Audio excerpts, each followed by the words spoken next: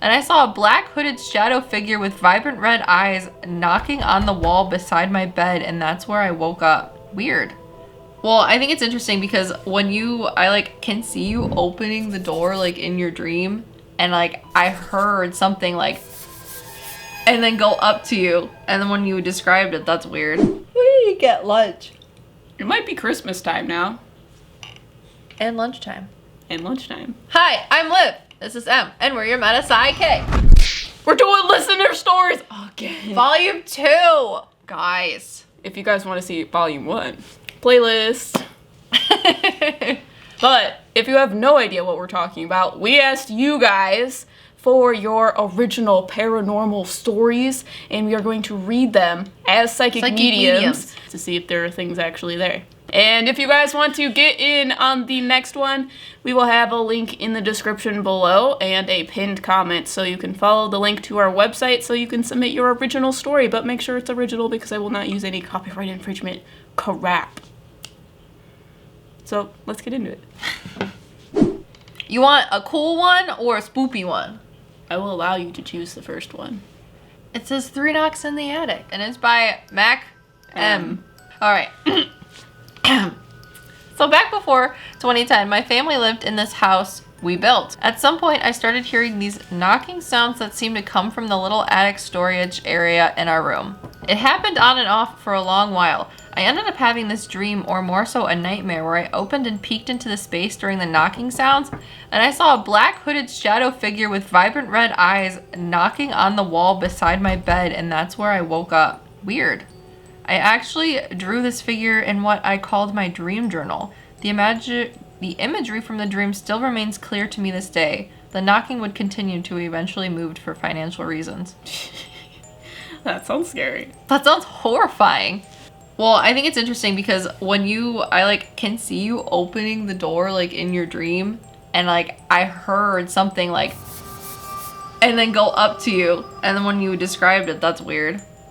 Sounds like some sort of spooky thing. So is it in her dream or is it an entity? Both. Oh, okay. It's an entity influencing dreams. Oh, I got you. Yeah. Yeah, I don't see it. No? Not at all? No. I like hear it. It clacks. I hear maybe like... Yeah, that's the sound when it runs. Oh, okay. You didn't get that sound from me going like this weirdly? Oh, no. Yeah. Sorry, I physically did it, but that's the sound I heard. Got you. And then when it talks, it clacks. Oh, what is that? Is it under the bed? It's in the attic, and it goes through the walls. Yeah. Wow. That's a good one. Next! I'm glad you heard it. Yeah, because the room is dark, so I didn't see anything, which is fucking creepy. Yeah, I don't see the red eyes or anything. I just hear I don't see it, and I can feel the way it moves. Gross. I'm gonna do I Never Picked Up a Ouija Board Again by Sandy A. Wait, is this a Patreon one? Yes. Guys, if you like our listener stories, if you watched the first listener story on YouTube, or listened to the listener story podcast, if you want more access to listener stories, you should join our Patreon. I was 13 and spending the weekend with my best friend and her family at the beach house. According to her, it had been passed down from generations in her family. The beach house? Yes. Okay. My favorite thing in the world was spending time exchanging spooky stories with my friends.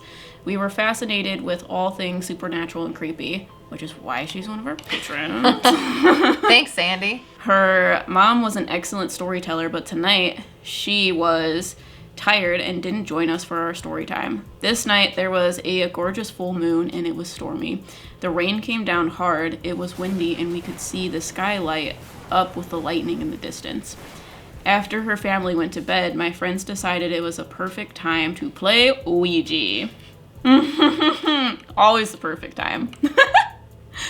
This was new to me. Don't think I had ever heard of it before, but she was so enthused that I happily went along with it. Well, at least you weren't scared because you had no idea what it was. She gave me instructions on how to play, and so we placed our hands on the planchette and began asking questions. Our first entity claimed to have worked there.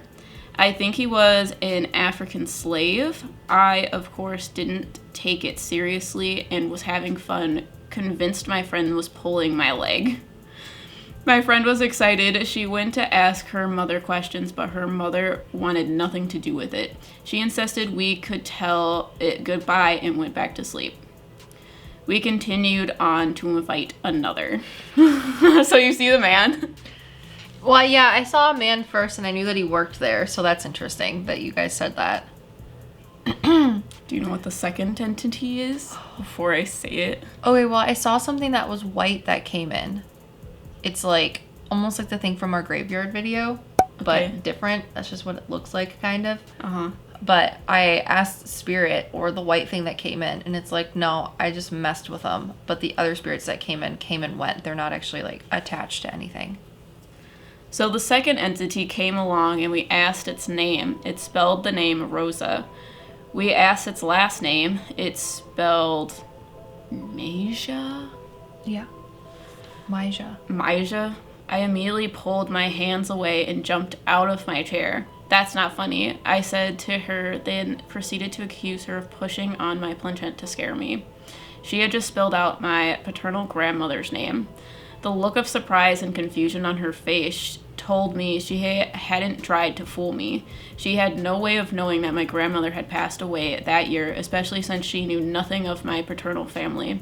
And I had moved far away, so we weren't in the same school or town, or in a frequent contact throughout the year. My grandmother had also used her maiden name and not her name by marriage, which would match mine. There is no way that my friend would have this type of information. My head was swimming. My friend insisted we can continue talking to her. It took a lot of coercing from her to get me to sit and place my hands on that board again. I was so freaked out that I didn't know what to say or ask my grandmother. I just wanted out of there. Out of the obligation, I may have asked 1 or 2 questions, then quickly said goodbye. Was always too scared to want to pick up another Ouija board ever again. That's so cute. I've talked to Rosa. You have? Yes. Is she the one that moved the Ouija board planchette? She's not coming in to talk to me right now, but I have talked to her because Sandy is one of my clients. So I think that's really cute that she used a Ouija board and Rosa came through, but then when she talked to me, Rosa also came through. So now I want to ask Sandy, did you want to run away too? Oh, that's so cute. That's really interesting though, because I see this white thing, like a spiritual being, and it gives me a male feeling, and it's almost like he's the one that gave the power to the Ouija board, not the girls. Yeah, because I see the Ouija board, and if this is the planchette, it goes like this. Really? On the board. I just see he's the thing, he's the spirit associated with the Ouija board that allows other people to talk, like the gatekeeper of the Ouija board. Because I saw a man that worked at the place, and then I felt like there was a woman too, but she was far away, so I wasn't seeing it from her. I was seeing it psychically from this white thing. Does our Ouija board have an entity associated with them? It's probably tarot cards. I think so, but it's quieter. Yeah. I mean, we literally named it Bagel. I think we got a Ouija board that knows it's never going to do anything. Yeah. Well, it makes sense if, because I don't know that a human spirit would be able to move something like that. So it gives it the energy for them to be able to move things. I've never thought that a Ouija board would have a gatekeeper. Because that's what this white thing makes me feel like. So do tarot cards. I guess so. So, that's so cute. I like that story. All right, I'm going to read The Protector in the Bar and the Laughing Kids. Sounds like a good one. Do you see anything right now? Because I know this story. He also stepped forward. So. Oh, he? Okay, I was going to say he, but I also didn't know. Yeah. Did he beat up a guy? Maybe. I feel like the kids pick on him. The spirit? Yeah, the male spirit. They pick on him. Not in a mean way. What does he look like? Older, 50s, 60s, 70s maybe. A lot older. He says he looks good for his age. He laughs. He gives me he has a big white beard, and I feel like he smoked a pipe. Like a black pipe? Mm-hmm. And he wears a hat? Yeah. Okay. Like one of those old person hats. Yeah, but it's like corduroy. Yeah. Okay. He's really cute. Yeah, I feel like whatever kids are there, like, pick on him, but he's like, he knows that it's just a joke. Like physical kids? Spiritual kids. Okay. That's why I saw them too. Yeah. So I was like, the kids don't know. The kids wouldn't be there. Oh, no, spiritual kids. The spiritual kids pick on him, and they know that he, like, runs the place, or not necessarily runs the place, but is kind of like a watcher, like a little guardian type thing. Yeah. But they pick on him because they cause trouble. Yeah. I feel like when they get in trouble, he tries to smooth it over with the other people. And he's like, will you please stop it? And they're like, no. Yeah, I can hear them. Giggling and laughing, and they run running around. away. Uh-huh.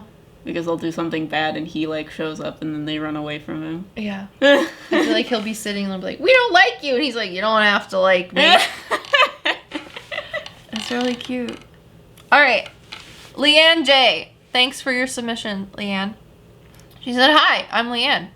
Hi. Hi. I have a few strange occurrences and sightings. The most important one. I've never seen the spirit, but the presence was definitely felt. I lived in an old apartment above a bar. The entire time I lived there, I was in an interracial that turned abusive? Interracial relationship, maybe? Okay. I don't know. Yeah, no, I figured it was interracial relationship, but I just wanted to make sure that it said what it said. Okay. I lived in a neighborhood that was very racially ignorant. I'm sorry. I feel like a lot of people are racially ignorant. The apartment was on top of a bar and had been rented out through the years to tons of drug abusers and alcoholics who lived and died there. The bar/apartment was once a traditional South Philly row before conversion. Okay. Anyway, every time my ex and I had issues, you could feel a large man standing between us. Aw. He would protect me. If he knew that we were going to fight, he would warn me in the strangest ways. Mostly weird sensations on my skin, like he was trying to touch me. One night, my ex slept in the living room of the apartment and claimed the door kept moving and making sounds. I wish he revealed himself to me. I can imagine what he looks like, but I'll never know for sure. There was also small, happy children.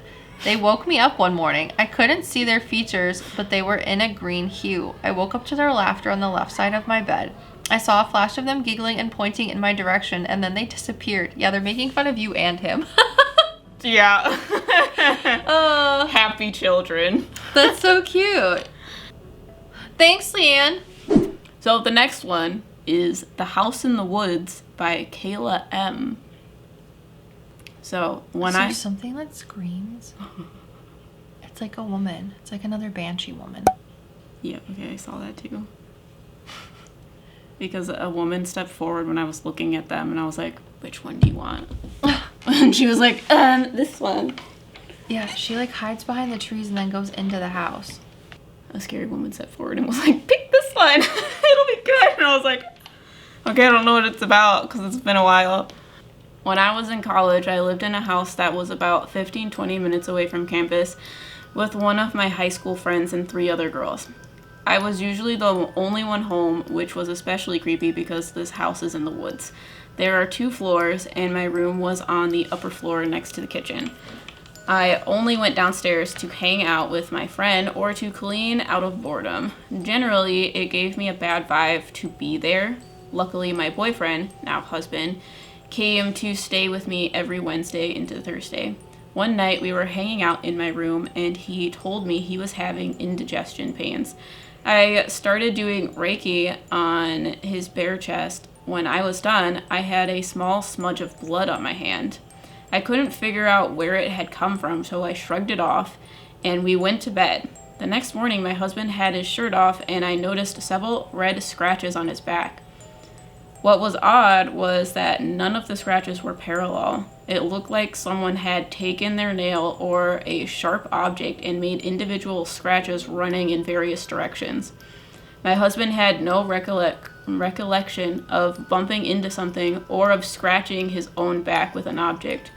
I was convinced it had something to do with the Reiki from the previous night, but the more I think about it, I believe there was another entity in the house that may have been jealous or overprotective of me. After all, I was always there, and I kept the house extremely clean and organized compared to my roommates.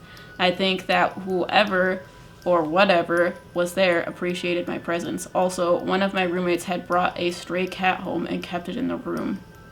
When I would go and get the cat to play with, the thing would scratch and bite me. It jumped into my box spring and tore that apart as well. I wonder now if it sensed something that I could not see. I don't know. I see a woman that screams. She's not bad, but she's not good. She's just weird. She's just a little off. Remember when I was looking for houses and I told you I thought there was a woman in that one house? And you're like, yes. Mm-hmm. And I said if I move there, she's not going to like anything that I do and we're always going to be arguing. But she's nice. She'll like look up to you and be like, here's a casserole. Yeah. But then like if you put the towels on the left side of the sink, she's like, I will literally kill you. That's what I get vibes from this woman. That's why she likes you but no one else. Yeah. Does she float around? Yeah. She does it to be scary. I feel like she wants to be more scary, but people don't see her and it makes her angry. She's like, God darn it! Highly irritated at all points. Oh, yeah. She's just a little bit like she, like, you know, stereotypically what ghosts are supposed to look like nightgown, yes, white, her hair's like this, yes, and she's like this floating. She's like, I don't actually look like that, but if they saw me, they would be scared. Yeah. She's like annoyed that more people don't see her. Yeah. That's so funny. Yeah. And I'm like, why are you so scary? And she's like, not scary, but they need to know that I'm scary. Yeah. It makes sense why she would step forward and be like, you need to read my story. Yeah. Oh, goodness. Did she scratch him? Her name would be like Margaret. Does she scratch him? I feel like she tells other things to scratch. I was gonna say the same thing. She's like, I don't do that. I make that thing on the floor do it. I don't know what that thing on the floor is. It makes a like a grumbling noise. Yeah, it's really weird. The whole thing is weird. The house is just weird. I feel like it was cold in the house all the time. Because there's a big hole under it. What is that? I feel like it comes through the windows, though. People just feel it as, like, an excessive draft. I see a house and there's wind spinning around it.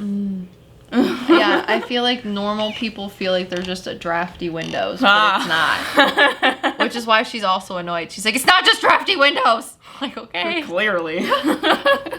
Yeah, it's like, you know the witch from Bugs Bunny? Because she just is like, oh, my pretties! And then all of a sudden something makes her angry and like this one hair goes twink twink out of her face and then she just like cackles and runs away. Hair. That's sharp enough to split a hair. Split a hair. God. Same energy. I'll have to show it to you. It's really funny. She's crazy. Yeah. It makes a lot of sense. I enjoy her. She's really funny. God. That's how I would be as a ghost, throwing my walker at people. You guys like listener stories? We already talked about Patreon, but you should go to Patreon because in addition to early access or access to all listener stories, you get to be a part of our friendly neighborhood of Meta PsycKicks, which is our Discord server. You guys want to be in a group chat that's literally with people that are your best friends from all over around the world to talk about spiritual, metaphysical, paranormal, and everything else cool? Then join Patreon. It's great. It's a fun time. Yeah, so if you guys are interested in more listener stories, we're going to do different ones in our podcast. So make sure to check that out. It will come out on Sunday. And if you guys want to, again, get on the next one, the link is in the description below. Next week, I think we might talk about mythological beasts. So if you want to know if those are real, make sure you subscribe, hit that notification bell, and we'll see you guys in the next one. We are your Meta PsycKicks. Do one more. One more for good luck. Okay. Astera B, thank you for your submission. We're going to read your story that Emma so graciously titled, The Hand of God. Yeah, I feel like that's how you have to talk to that one. Oh, okay. I don't know. All right. So, I have a lot of stories of supernatural things that have happened to me when I was a child. Astera, thank you. You're in the right place.